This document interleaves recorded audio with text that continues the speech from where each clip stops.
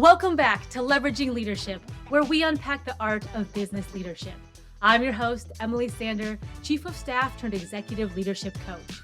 I work with people to help them step into effective leadership and realize their professional and personal goals. If you have known failure and success, if you have had good bosses and bad bosses, if you are a high achiever and want new ideas, and if you want the practical and tactical side of things, then you are in the right place. This show is all about finding your points of greatest influence and leveraging them to better serve those around you. And today we're joined by guest Bora Lee. And Bora, you hail from New York, is that right? Yep, that's correct. Born and raised. Oh, welcome to the show. Thank you. So you're Chief of Staff at Fifth Avenue Committee, and we'll certainly get into the structure and how a Chief of Staff works in a nonprofit environment, but you have a special connection to Fifth Avenue Committee. So I was wondering if you could tell people what that organization does and why you have some personal ties to it. Absolutely. Thank you for having me on. So I'm a born and bred New Yorker, and I've grown up primarily in two boroughs, that is Brooklyn and Queens, in my opinion, the most important boroughs.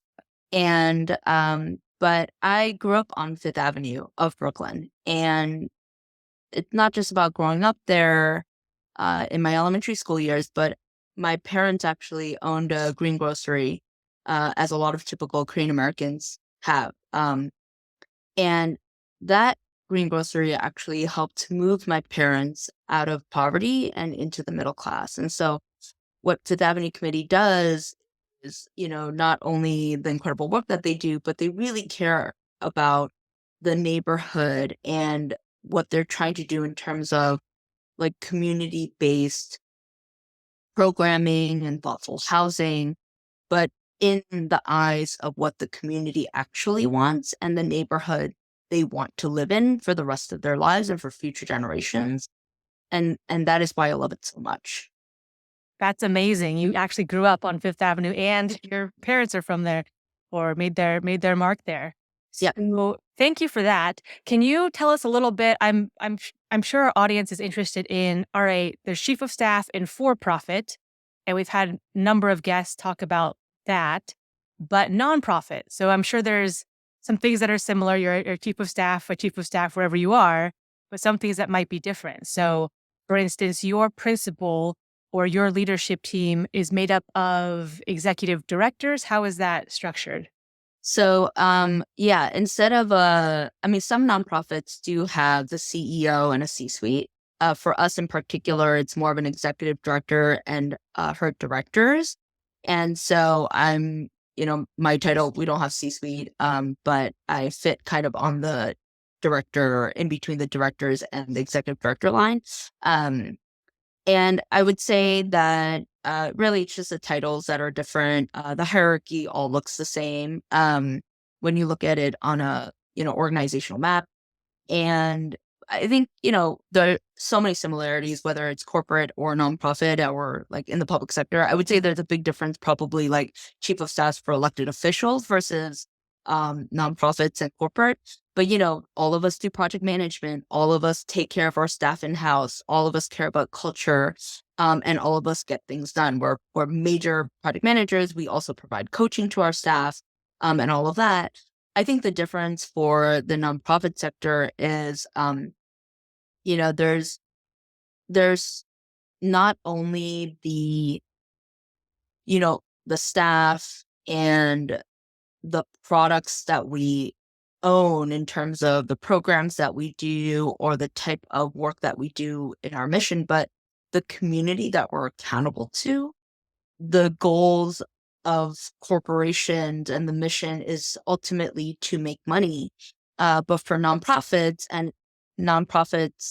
our names are not necessarily reflective of us. It's not that we can't make a profit, but our mission isn't dedicated to making profit. It's dedicated to doing good and to making a change in our communities. And so for us in particular, that community accountability piece, because it's public dollars, is incredibly important. And that is something that we really need to take into consideration.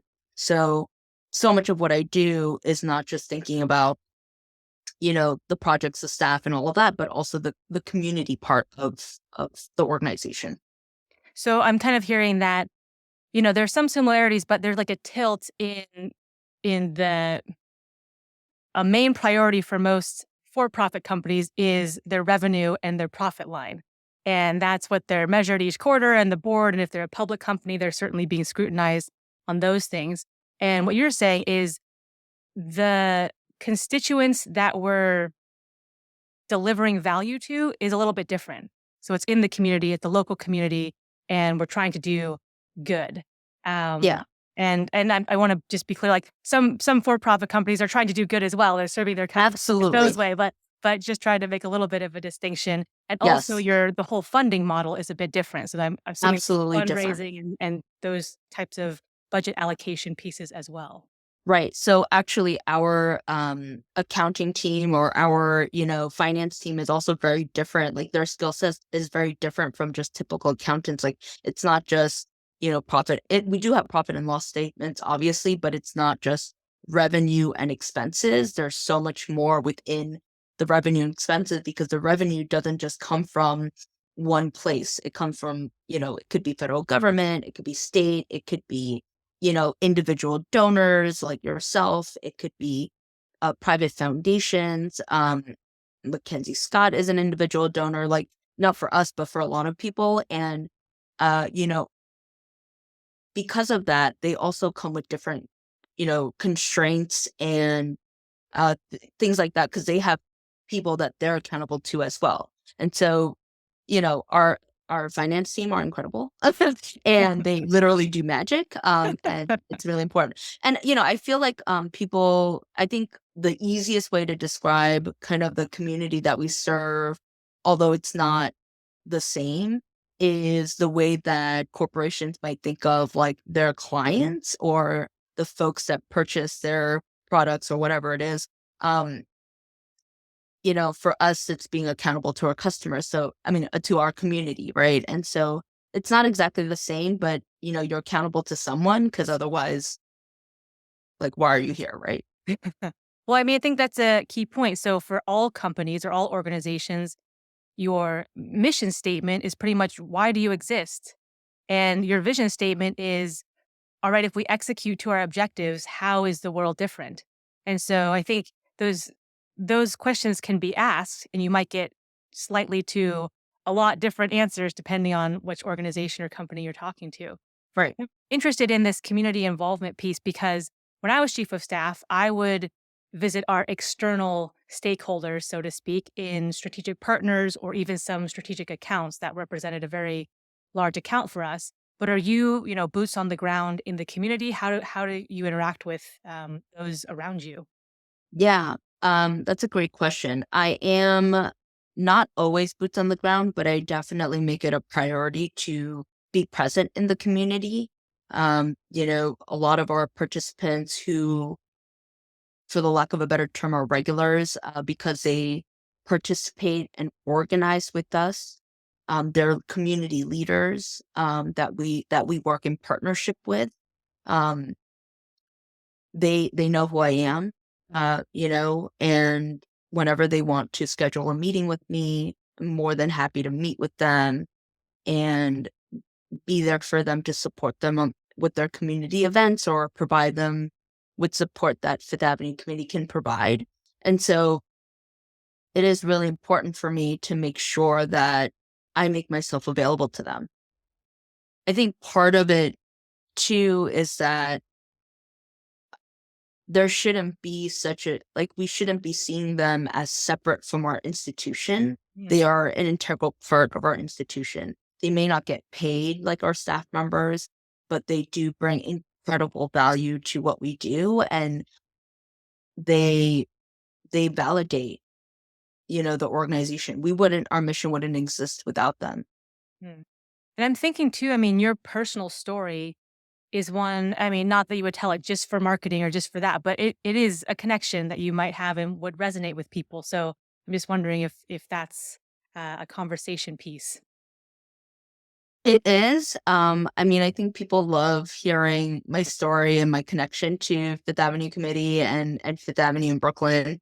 That being said, racially, I don't represent the makeup of my staff and the community itself. Most of the people that we work with in the community are primarily Latino and African American. We are an organization that is, dedicated to advancing economic, social, and racial justice in particular. And we do this through affordable housing, grassroots organizing, policy advocacy, education, and training, and also providing wraparound services.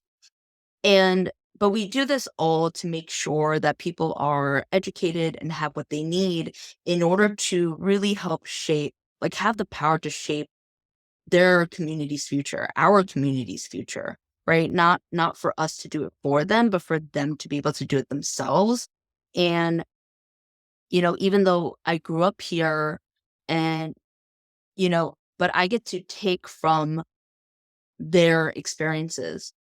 That's where I'm very privileged in the sense that a lot of the folks who've grown up here and lived here generationally, uh, they've experienced redlining. Like our office is only a block away from the Red Line in New York City, and there's a stark difference between brownstones that cost $10 million to public housing, only a few blocks away from each other. And so, I don't demographically represent our community. That being said, I very much empathize with my neighbors and understand the challenges have grown up with their kids, um, and been in their homes and, broke bread with them. And so it's a big privilege to be able to do this and fight this good fight with them, and next to them.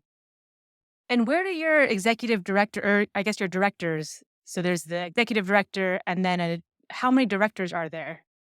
Ooh, off the top of my head, I can't remember, but Just a there's general probably range. about 8. Okay. Okay. And then how do you interact with those folks within the organization? That's a good question. So I interact with all of them, and all of them very differently. They all play they all manage different parts of the organization, and at different levels. But one of the things that I do when it comes to building culture is making sure that I make myself honestly force myself on them very kindly, um, to let them know that I'm available. I understand that I'm an extension of the executive director, and that whatever the executive director's priorities are in terms of the culture piece, that it is my job to implement and exude out of myself, right? And so I really try to do that. And it's not about them coming to me, it's about me coming to them. It's the same thing with community leaders. It's me doing my best to come out to them and be available to them, whenever possible. For other directors, we have a strategic plan. So making sure that we're on track with meeting some of our goals, especially the goals that are centered around collaboration, as well as advancing our racial equity goals, what we call our REDI goals, which stands for Race, Equity, Diversity, and Inclusion. I'm so glad as Chief of Staff that this is one of the many projects that our executive director wants me to own. You know, as chief of staff, there's like maybe probably 20 different projects that we have to own. And this is the one of the many that I get to own within the organization, and one that I'm very privileged and love owning. And but because of that, and because of having being in power and vicinity to executive power, implementation of our REDI goals internally have been very successful. And I have to work with each director to meet REDI goals, not just organizationally, but also within their teams. So supporting them to do it within their teams, hearing from them where their teams are on their journeys, taking that back to another, like, kind of like another REDI core team of staff, thinking through what that means, and then sharing with them resources where they can advance REDI in their teams. And sometimes that means facilitating workshops for them. Sometimes that means bringing guest speakers. But whatever it is, it's making sure we're meeting people where they are in terms of their REDI journey and supporting them through it. Because at the end of the day, like our organization came from like fighting redlining and segregation in Brooklyn, and we're going to continue doing that. So it sounds like the REDI goals were a priority at the corporate or organizational level. And so you work with the executive director and directors kind of within that cohort, but then you're also working with them one-on-one to set them up and empower them to complete their REDI goals within their teams. And so Yes. each one of those is a little bit different depending on where they're at or what their team structure is, et cetera.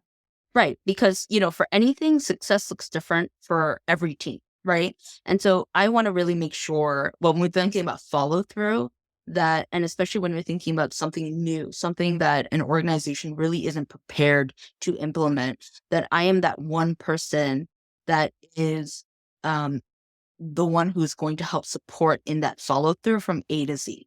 Right. I'm not an expert, and I am definitely not the one person who carries everything.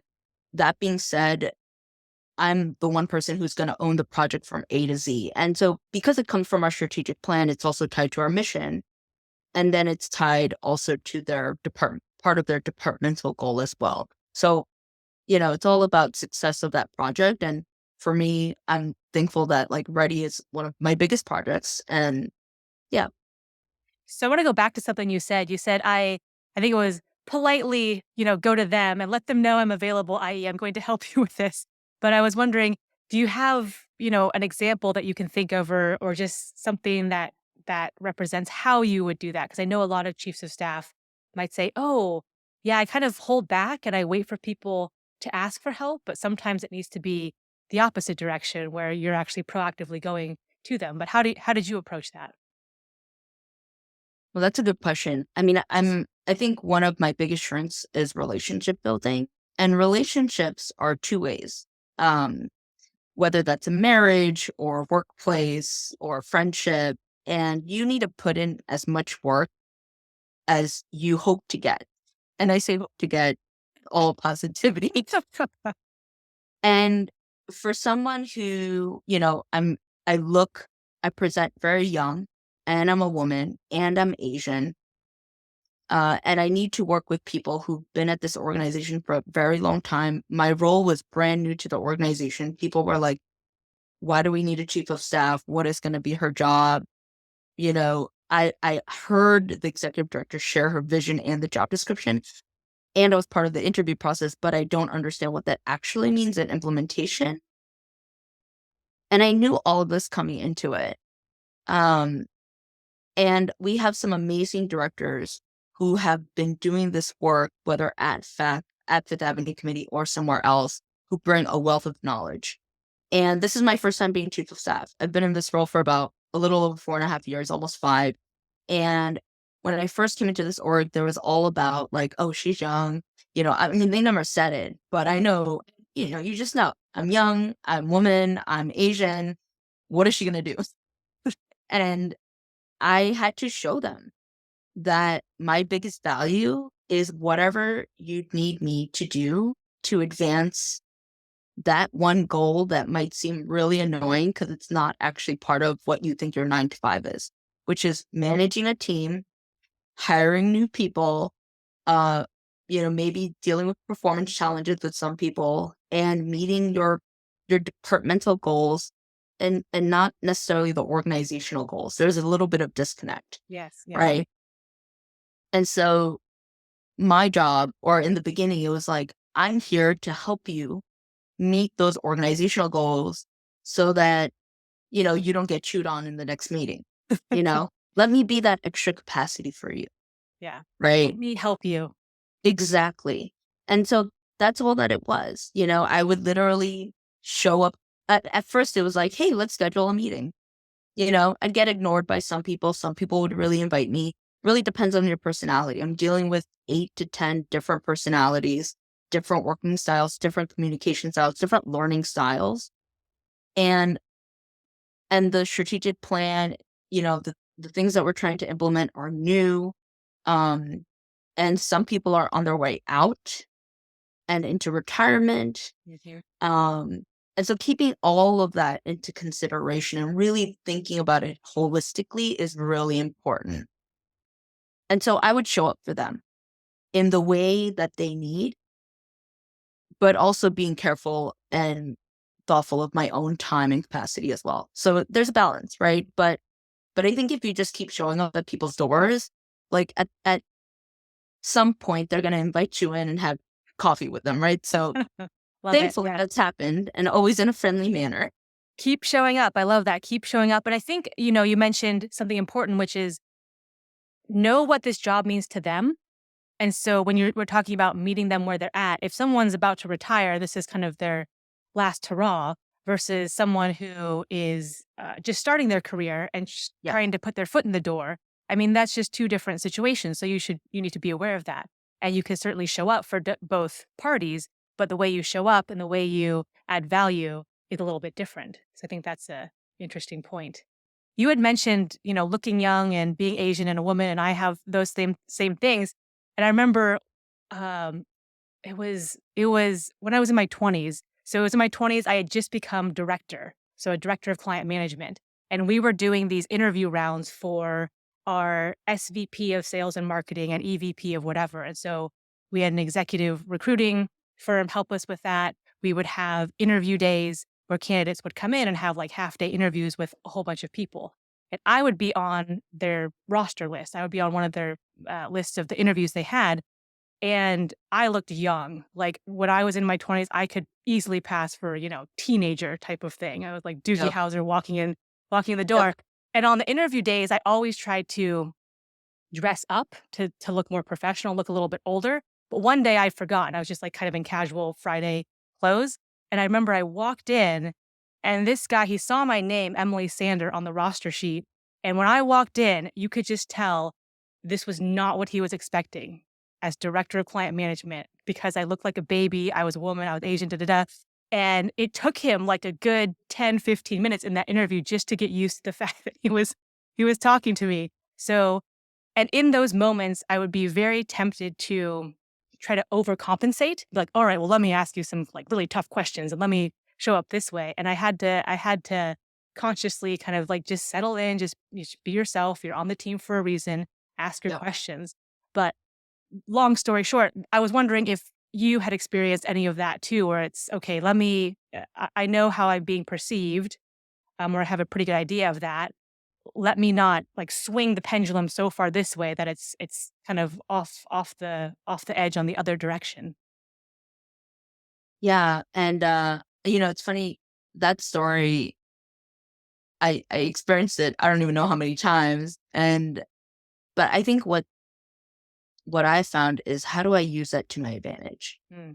I think one of the things was, I actually came in towards the end of our fiscal year. I started the last month.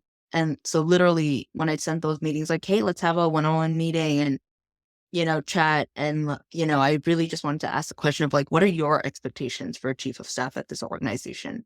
Right. And just like actively listen to them.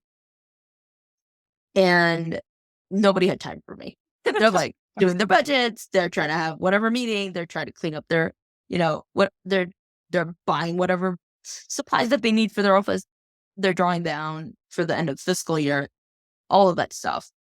And no one had time. And, I used that to my advantage. I took my laptop and I sat in our staff like lunchroom and I just sat there and worked all day. And part of looking the way that we do and having my last name too, and my email, my executive director sending a welcome email to all staff. When people walked in, they were like, oh, you must be Bora. You must be our new chief of staff. Hmm. Can I ask you a question? And instead of asking the directors who literally had no time, and I get it, I was like, I'm going to wait. I will wait patiently. But I got to ask the staff, what are your Yeah. expectations for your first chief of staff? And I was like, ask me all the questions you want. Let's have a conversation. What do you do? How long have you been here? Tell me about your story. Everyone has a story. Everyone has such compassion for this work. We take so much pride of hiring and having people on our team here that live and breathe and come from our communities. And so they're my neighbors and they're people I grew up with and around, and hearing their stories and sharing, oh yeah, you remember that store, you remember that grocery, you remember that, pizza shop that we all loved, that's now gone. um, but it's so beautiful, and that connectedness is there. And so I got to build relationship and rapport with the staff. And I think that was really powerful. There's also moments where, because I look the way that I do and whatever it is, people kind of undermine me, or they feel like I'm non-threatening. Hmm. And I also use that to my advantage, especially when it comes to the REDI work, where a lot of people, and particularly people of privilege, and I'm just going to name it too, particularly white folks, who feel very uncomfortable talking about REDI, talking about microaggressions, talking about their power at work.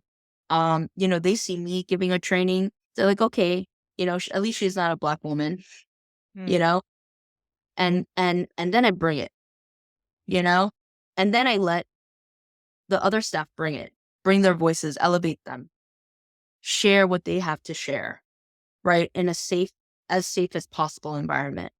And so I do that, right? I give them the platform that they need. I don't try to represent them. I don't try to repeat what they've shared. I give them that platform Mhm. because people don't see me as intimidating. So they give me the floor, Mm. and I use that for my advantage. And so, that's where I've learned to really like navigate spaces and find my way in to kind of get things done in a way where people find it to be, you know, thoughtful, Hmm. kind, and I don't just notice what people say to me. I notice the cues, their body language, their tone, uh maybe the situation right before they came into the room. Like, I noticed how they came into the room. I noticed how they sit in the space. And so noticing all of those things give me a fuller picture of that person. But I notice you, I see you. And that is my greatest strength when it comes to people. And so I use that to my full advantage. And it's made me a very powerful person when I want to be. Yes, there's so many takeaways. I think, I see you, kind and thoughtful, almost like a judo move where I'm going to take your perception of me and kind of judo that to my advantage. And then planting yourself in the lunchroom and saying, I'm basically here for a AMA, like ask me anything type of Yeah. situation. So all of those are really cool tactics to share. What is a time when you were like, I nailed that? Like I just chief of staff, that was amazing. Like I nailed that. That was a great moment for me, but also the team and the company. Is there a moment where you're like, yes, this is what chief of staff is all about? Oh, yeah. So many examples. And I say that because, our success as chief of staffs really is not because of us, but teamwork of others. Yes. You know, Otherwise our things wouldn't move. um, we I put together our first organizational culture and ready survey.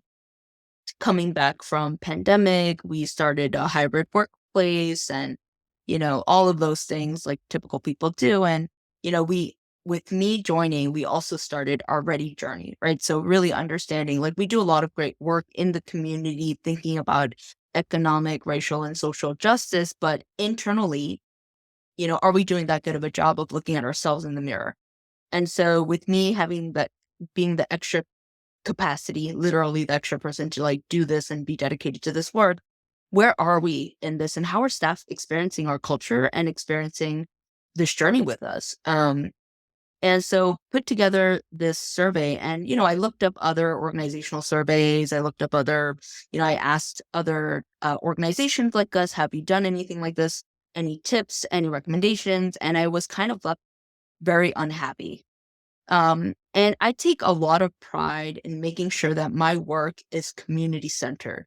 And for the staff, community means the people outside, like the folks that we serve, the folks who live in our buildings, the folks that, utilize our services. But for me, my community is my staff.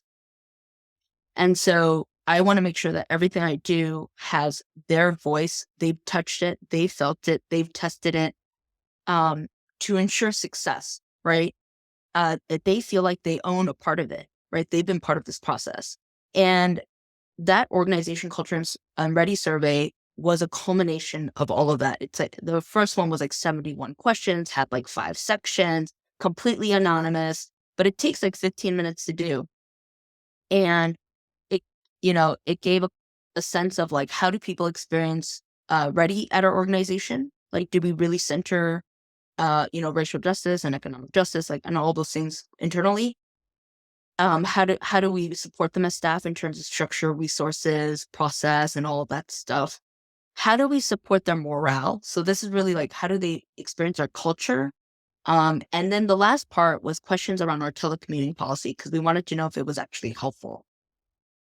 And that was really beautiful. We had 78% of staff fill it out. When I first started, our survey response rate was like 14. 78 is high. That's a high response rate. Good. Yeah. Yeah. Yeah. So really high response rate. And I worked hard for that response rate. Emails all the time to clusters of people, like management circle, which is like our senior leadership team and supervisors, to different departments, making sure that they talked about it. I was available to talk about it during staff meetings, team meetings, every board meetings to answer questions, whatever it was. I made sure that was available. And then also not just that, but we dissected the data, analyzed it and shared it back with staff. But before we did that, we took 2 months to really have conversations, meaningful conversations about what are we going to do with all that we've learned? What can we share with staff in terms of next steps right now in this room? We are all decision makers here. This is our staff telling us what they need. What are we going to do? So there were some follow-up things that we shared in terms of what we're doing. And I also shared with them, because of your feedback, this is where we're also having continued conversations, right? And so sharing it back with them was really important, but sharing back with them with meaningful next steps that we're accountable to is just as important. I know the one feedback I heard was like, oh, we just always do these surveys and I never ever see the data. I also don't know what they're doing with the data. So I stopped filling it out after year 3. Which makes sense. I don't want that. I don't, even if it's just 15 minutes of their time, that's 15 minutes of their valuable time. I love doubling back and saying, we heard you, right? Even if we're not actioning every single thing, because we can't, right. These are continued conversations and here's the action we are taking. I love that point. So yes, like kudos to you for empowering that survey and getting such a high response rate, because that's an accomplishment in itself. And then the second piece, which a lot of people skip, like a lot of chiefs of staff do the first piece, which is great, but they skip following up with people and saying, here's what we heard, even if it's an anonymized roll up of the data, and here's what we're doing about it. So sorry to cut you off, but yes, important. Yeah. And I think what was important too was like making sure that supervisors, because this was our first time doing it, that supervisors also felt empowered and not caught off guard, was, giving them like an FAQ sheet. So if your staff asks you a question following the survey, right? Because it's like, hey, if you ask this question, then I hope you're going to do something about it, or you're thinking about something about it. And, making sure that we had some questions that we anticipated to come, and that we had answers or some kind of a reply that they could give to their staff, and having that prepared for them as well, so that they don't feel like they're just cold and left alone when the organization is rolling out this thing, because they're my allies at the end of the day, right? And so making sure that, when there's something like so big going out and so public internally, that they feel like they're championing it with me as well. Yeah. You're setting them up as well for success. Yeah. Yeah. Even little talk tracks. Very cool. As we wind down here, If someone is considering, I want to be a chief of staff, let's say they know that, but I'm kind of going back and forth between, corporate and nonprofit and, maybe public sector, government, all these things. Is there any kind of guiding principles or at least things from your experience where you would want to highlight that for someone about to make that decision? That's a great question. I mean, I think, well, obviously, if you want to make like tons of money, go corporate. Not- I mean, not to say that I don't make a poor salary that's not, a livable wage. It Sure. absolutely is, right? That being said, I love the work that I do. And I do not take it for granted. Honestly, it is a privilege because if if I had to take care of my family, and I mean like extended family, parents, financially, I would have to be chief of staff at a corporation. Not that there's anything wrong with that, but to be able to do mission-driven work every single day for my own neighbors and for a community that helped raise me and helped give to my family in a way that I could never even give back to at that same level is just incredible. The level of compassion that my staff have for the organization and for the people that we serve is just immeasurable. And so I just don't take any of that for granted. It's a huge privilege. And I think what's also really great is, there's so much flexibility in this work in the sense that there's always work to be done. Like, I think my job description just listed out a million projects. I was like, and my boss saying like, hey, this is, I don't expect you to do everything, but this is kind of what I'm dreaming about for a pipeline. And I'm like, that's cool. And she's like, we can talk about priorities and maybe like what the landscape looks like politically and things like that and what needs to happen first. But it was just amazing. And also like what I'm hearing from staff and giving that input. I think partially too, like a lot of corporations are moving towards being more conscious and DEI focused. And I mean, there's some going, moving away from it a little bit now, but there is still a real push for that.